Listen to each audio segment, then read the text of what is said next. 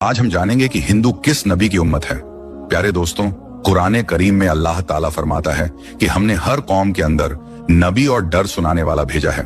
और फिर हदीस मुबारका से हमें यह भी पता चलता है कि पूरी दुनिया की हर कौम और हर एक जगह जहां इंसानियत आबाद थी वहां 1,24,000 पैगंबर भेजे गए, लेकिन इनमें से सिर्फ 25 का ही जिक्र मिलता है। क्योंकि अगर इन सब के नाम जिंदगी कौमों के हालात बयान होते तो फिर कुरान इबरत की किताब के बजाय इतिहास की किताब ज्यादा मालूम होती। शायद इसीलिए इनका जिक्र करना जरूरी नहीं था।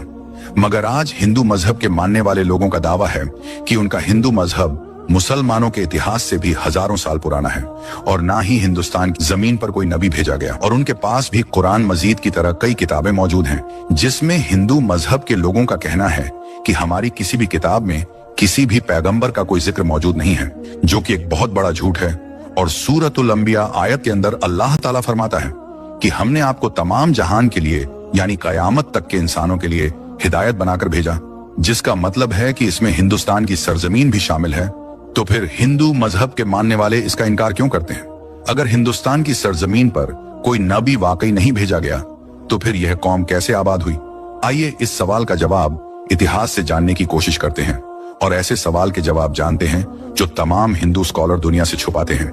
हिंदू मजहब के मानने वाले लोगों का दावा है कि यह दुनिया का सबसे पुराना मजहब है, इतना पुराना कि जब इस्लाम या मुसलमान लफ्ज का वजूद तक मौजूद नहीं था, जो कि सही भी है क्योंकि कुफ्र और शिर्क की शुरुआत तो उसी दिन से हो गई थी जब हजरत आदम सलाम के बेटे काबिल ने हाबिल को कत्ल किया था और उनसे अलग होकर कुफ्र और शिर्क के अंदर मुब्तला हो गया था।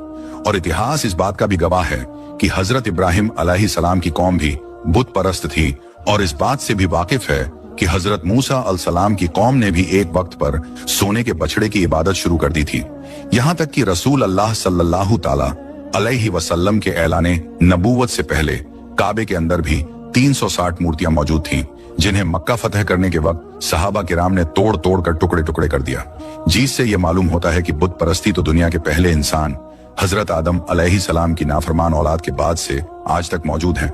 मगर इसका ताल्लुक किसी मजहब से नहीं है बल्कि गुमराही से है, जो कि शैतान उनसे करवाता रहा है। जहां तक हिंदुस्तान की सरजमीन का ताल्लुक है तो यहाँ पर उन लोगों की हिदायत के लिए यकीनन कई पैगंबर भेजे गए जिनकी कुछ टीचिंग्स आज भी सही हालत में मौजूद हैं, मगर ज्यादातर को बिगाड़ दिया गया और उसी की वजह से बुत परस्ती और गुमराही शुरू हो गई।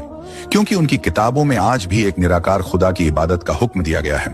उन्हें भी यह बताया गया है कि खुदा का कोई शरीक नहीं है, वह एक है, उसकी कोई औलाद नहीं, मगर फिर भी उसकी कई मूर्तियां बनाकर उसके शरीक खुदा बनाकर उसकी पूजा होती है।